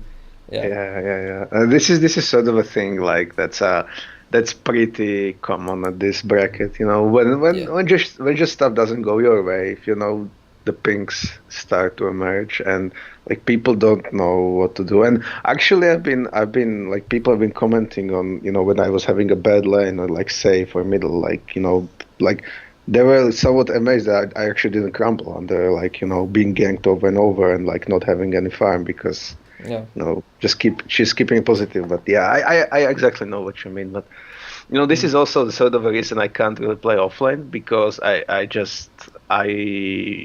feel like I need to get the farm Mm-hmm. and sort of start feeding from there, even though I like can't see let's say I come into the lane and nothing happens for a minute, but I can't see the supports, I just sort of make a mistake of running in to get some CS Yeah. and die. And yeah. I mean, another reason offlane is so hard is, if you remember what I was saying about matchups, that like mid isn't really 1v1 anymore. At least not in higher levels, because there's always like a roamer helping. But let's say, I guess maybe in this bracket it's more commonly 1v1. Like this game was it Nah, was not really, honestly. okay. There's Not that still much. roamers, all right. So Yeah. Yeah, uh, it's pretty common because nobody likes to play the position 5. mm-hmm. So position 4 is like a new excuse to not support Okay. it, So Like they run when you around, get a yeah. position 4, like he's not helping with wards or whatever, he's just like, okay, I wanna play core, but like all lanes are taken, so let's pick a Spirit Breaker or a Patch or Sand King or Earthshaker, like no, rumors are pretty common, yeah. Yeah. But anyway, so what I mean is like that offlane has the biggest variety of matchups, because sometimes you still sometimes play like 1v1 on offlane if like again there's two roamers like you mentioned and you're against just the carry or the safe laner rather. Sometimes you're gonna be against three heroes, sometimes you're against two heroes, and like they're also like Yeah, a lot of it's yeah. offlaners. So Yeah.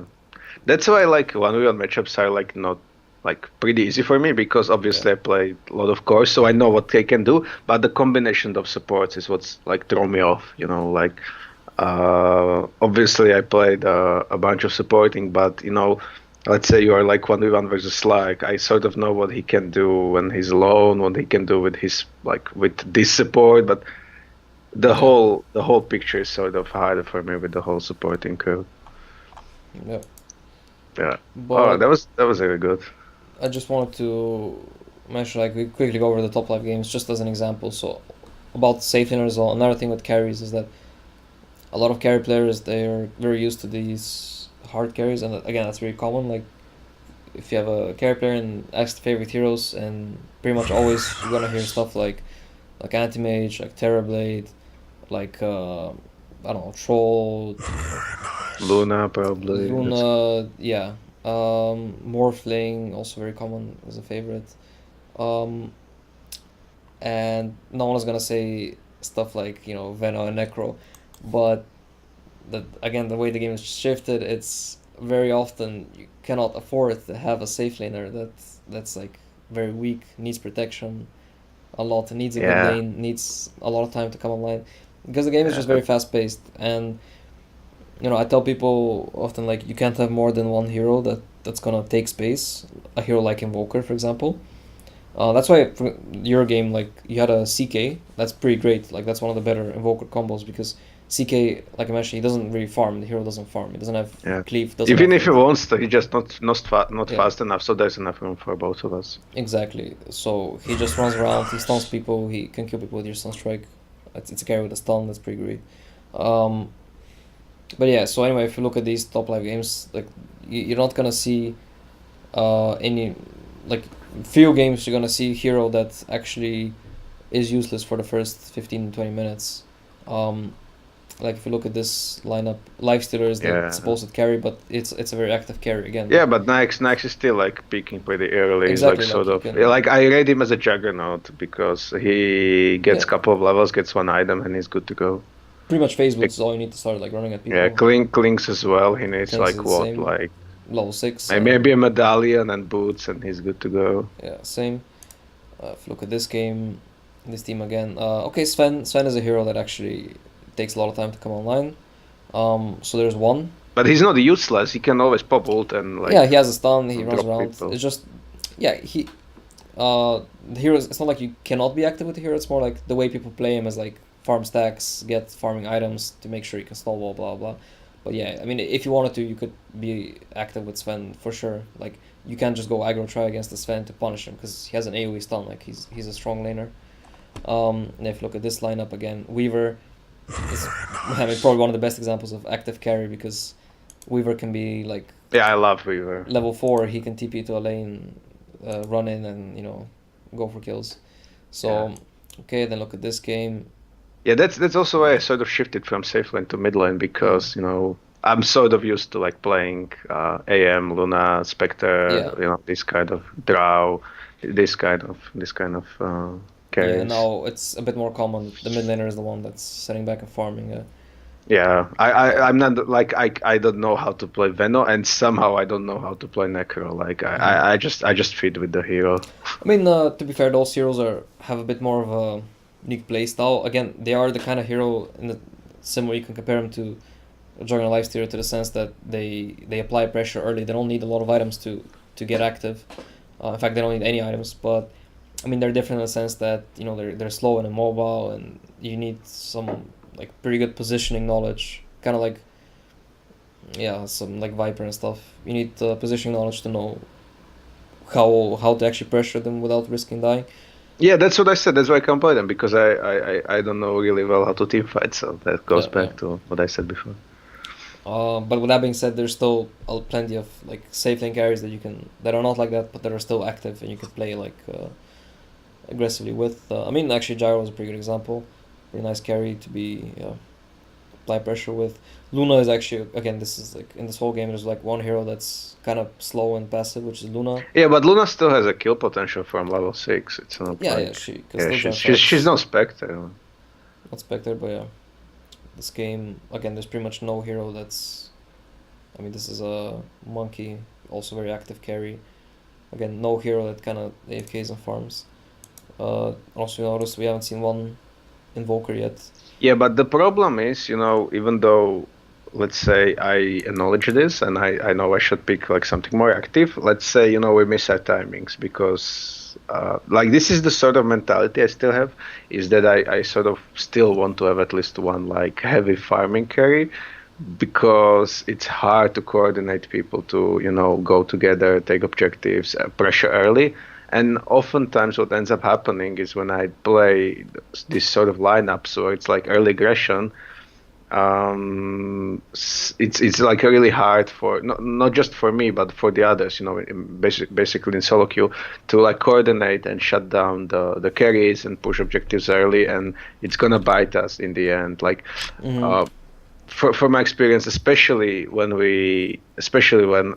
I somehow managed to draft with like a coordinated team to like go for like early push or like early team fight, I feel like it crumbles a lot, honestly. Like it's obviously not like us having not enough experience or whatever, but it still seems to prevail that like for me at least, it's like I'm sort of like feared of not having any late game, Yeah. if you know what I mean, because it happens often that we just miss our windows. That's why if I go safe lane, I'm more prefer to something like Weaver, where I can join early, but if I see it's like more a static game, you can still farm Yeah, and but you Weaver is a good example of that. Yeah, you can definitely farm. It's just and there or are Void. plenty of I love heroes. I love safe lane Void like recently because I can be active with like one or two items, small items, or I can just focus on farming heavily and still basically be like 1v9 late game. Yeah, exactly. I mean that's what I mean. Like those are the type of carries, and I'm pretty sure I don't personally play it that much, but I'm pretty sure Monkey is the same type of hero, um, where you can be active but you also scale really well.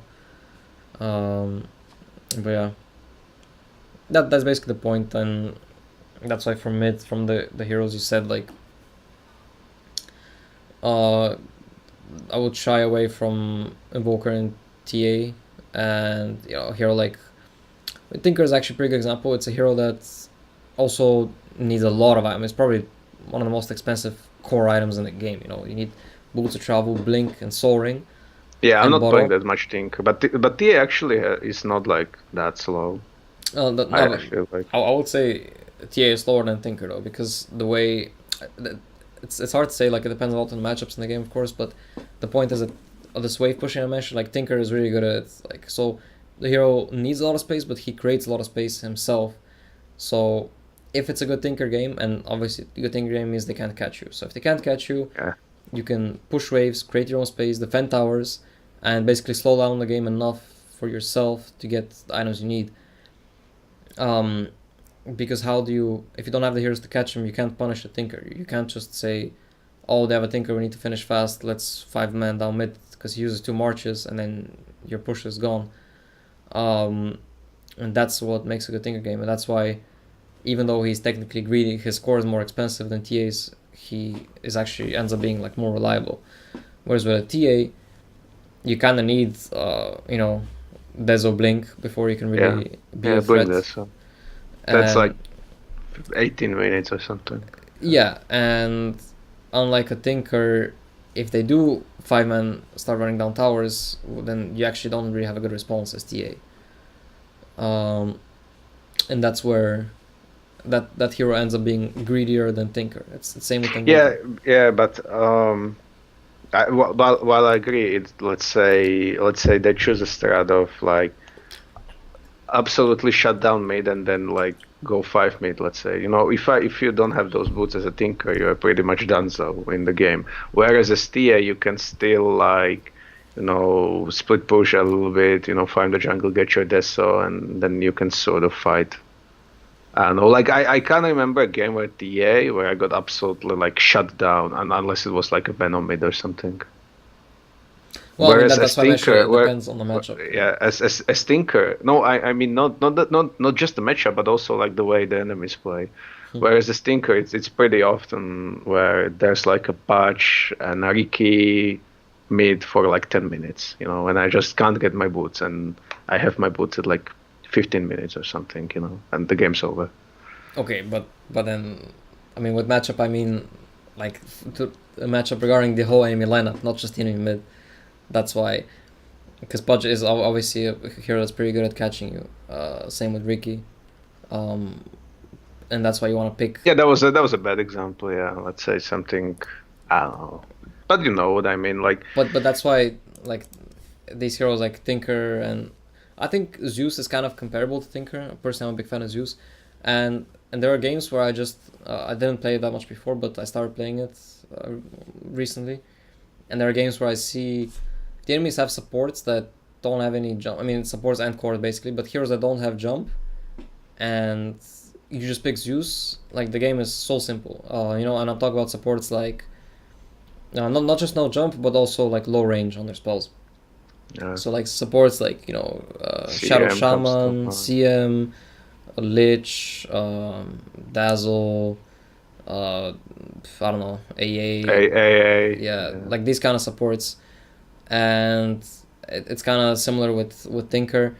They just can't reach you. Like you just use March or you spam your arc lighting in your bolts, and they just can't reach you. And there's no, as long as you like you're not the one running into them, they can run into you, so you can control like whatever lane you're on.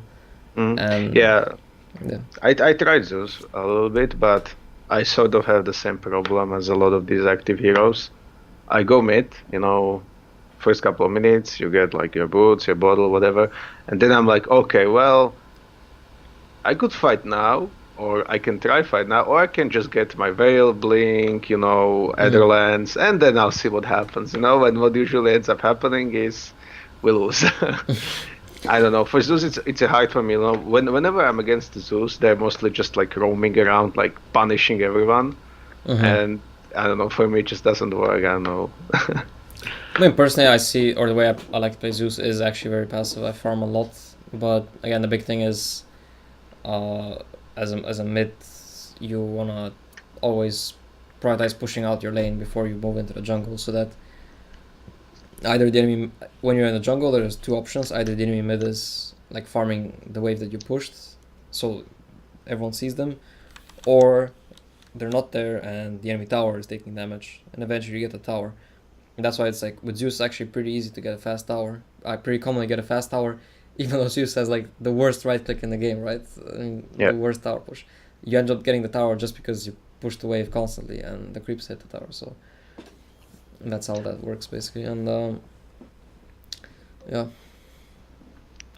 Yeah, that was very good. I mean, some of the things you said today, they're like I sort of knew about them, but the way I should think about them in game, helps a lot. Like for example, checking those TPs and stuff like that, because like the concept of split pushing and picking good fights, I sort of get it, but the execution is what I like. I feel like. Yeah. So that was very good. I mean, yeah, thanks a lot. I might contact you in the future. All right. Yeah. If you want to know more, just let me know. Yeah. And again, it's just about having a mindset switch, and like a lot of these things, like I mentioned, it's very easy to see it in the replay, but of course, like quote unquote getting better involves basically like recognizing it so easily to the point where you can actually start recognizing it during the game, and then you can really, and the faster you see these openings, the faster you notice, the better player you are. It's in that sense, it's kind of simple. Yeah, I do. All right, thanks a lot. All right, man. Uh, Yeah, hope it was useful, and just let me know if you want to do more. all right. All right, Have a man. nice day. Bye. Thanks. You too. See ya.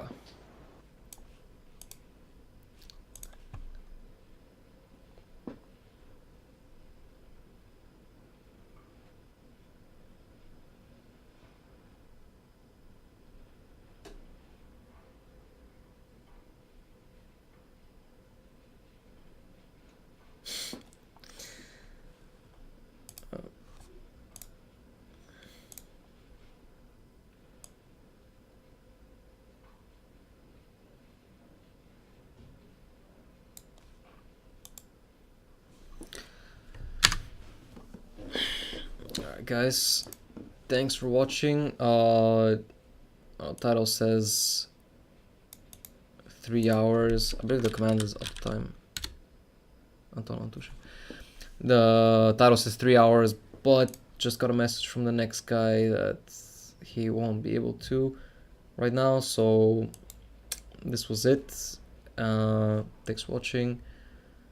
Still busy with a lot of scrims and tournaments, so streaming solo queue and stuff not gonna be happening a lot for now. But yeah, I'll be done with these officials and I'll have more time to play solo queue and stream in about, I don't know, a week or so, probably less. Yeah, definitely before next weekend. So anyway, thanks for watching, guys, and yeah, just tune in next time.